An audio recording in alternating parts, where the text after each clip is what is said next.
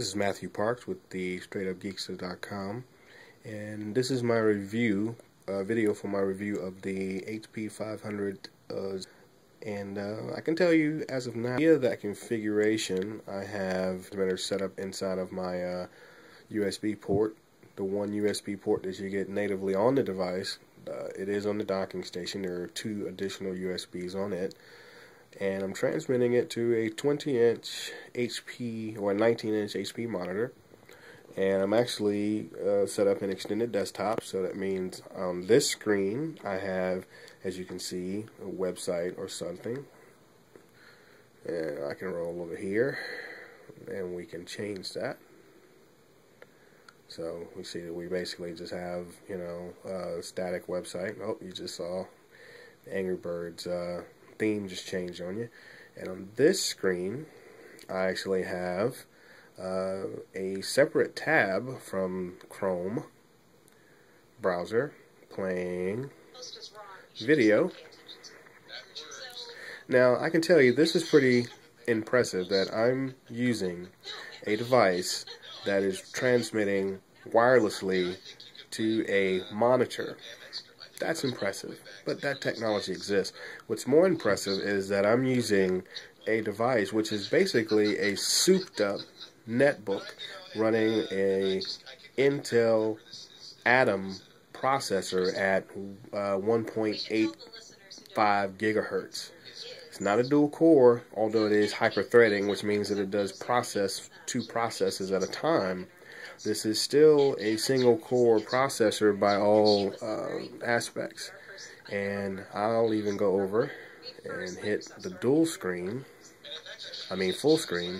and you see it's a little jerky, but it's working. So that speaks volumes for this little device. Again, you have a device that will fit inside your hand, relative to the iPad, a little thick but more compact. It is a couple grams lighter than the iPad, in fact. But I'm running full Chrome browser. I'm running full Microsoft Office, including Outlook, which is a space hog.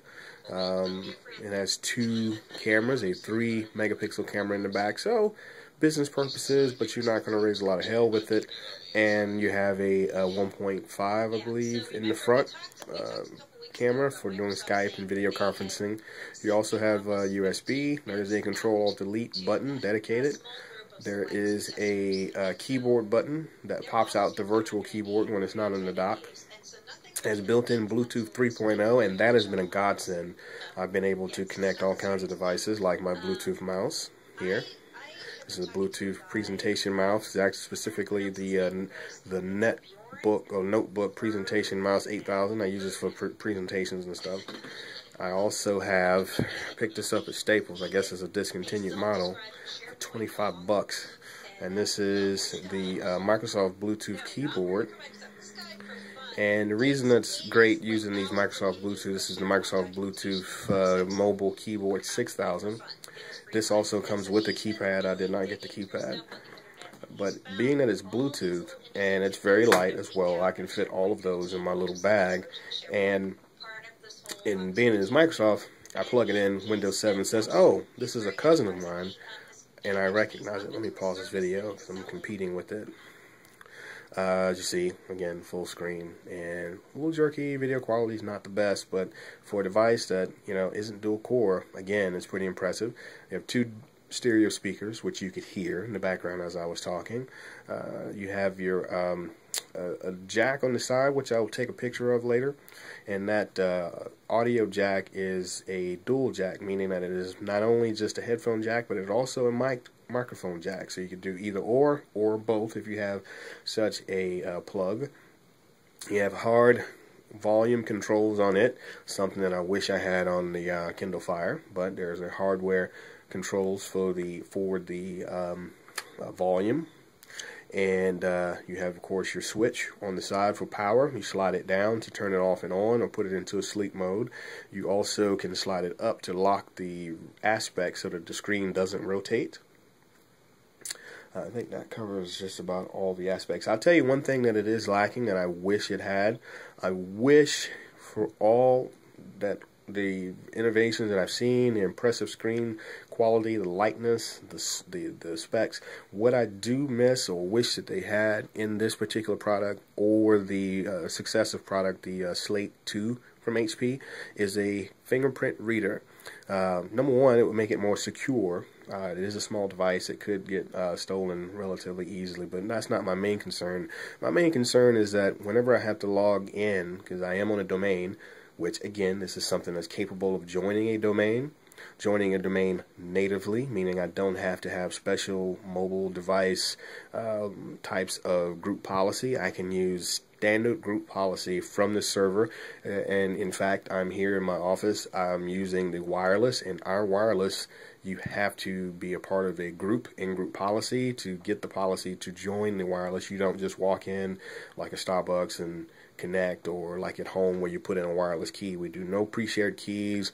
There's none of that here. Here we use enterprise solutions such as 802.1x EAP, and based on that type of configuration, you have to get it on through group policy and certificates, and that's how I connect it. The USB port, I plugged in a USB to Ethernet port cable, and or connector adapter, and I was able to connect to the network, join myself to the domain, receive the appropriate group policies. It's really been a wonderful tool. I have used this HP Slate 500, and again, this is the older model, exclusively as my device for the last week.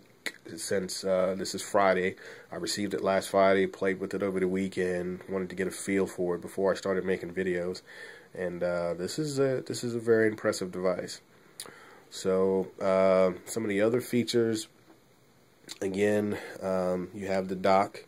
The dock is a small dock. I carried it in my bag as well. It has an HDMI out, which is very impressive. It also has 2 additional USB ports, in addition to the one that's on the top, and the power selector, power receptacle, so that you can plug in your power cable, and also an audio jack, so that you can leave the dock somewhere, plug speakers into it. It's a very well built machine. I can say very solidly built, feels good in the hands. The main complaint people have had, and these are most of the people who've used other tablets such as the iPad and the Asus, is that in the landscape aspect, meaning turning it on its side, it's not wide enough in that aspect. For me, it's not a big deal. I don't typically read in an aspect, and when I do, the aspect ratio that I'm seeing is similar to what you would see on a phone reading the web, so that didn't bother me as much. But again, this is the 500 Slate, and we'll cover more topics as we move forward. I know I'm anxiously waiting until next Wednesday when Windows 8 consumer preview comes down. I was going to put the distributor's preview, the developer's preview on it, but in lieu of the fact that the next model or next version of Windows, if you want to say beta, they call it the consumer preview, is coming next week. Why, do it and then have to do it again? So I'll just go ahead and wait on that. This I did fail to mention. This is a 64 gig SSD. Solid state hard drive, for those who are not familiar with that term, and that's SSD. Also, when you get it, because of the operating system and the drivers and such, it's about 45 to 50 gigs, if I remember correctly, accessible from the beginning. So you don't get a full 64 gigs, but that is the case on any hard drive that has an operating system on it. But again, it's easily configurable. It's a familiar interface. The touch works well. It also has a stylus in this particular kit and a folio. So, came with a little folio bag here. Little kit. It's leather, reinforced with cardboard. I'll open it up here. You can see on the back it has a hole for the camera. So if you're using it inside the bag, here. Just open it up here briefly. Excuse me, I'm a little nasal today. Battling the sinuses and stuff. Okay, so it's open. And inside here there's a place for the stylus. And interestingly enough, this bag, or this case cover, actually will sit like that. It will sit like that with the device in it, so you can use it in that mode as a stand, as well as the dock if you don't want to carry the dock with you. So, lots to say about this product. I'm going to keep up on the videos and such as I'm moving forward, and especially when I do the Windows 8 install, which I'm really chomping at the bit to get Windows 8 consumer, the consumer preview on this particular device. But I've had much success with it. The on-screen keyboard is pretty good for what it is. The secret to the on-screen keyboard, I guess I'll show you that, is, if I get in closer, people complain about the on-screen keyboard, but what they don't do is, if you look down here in the corner,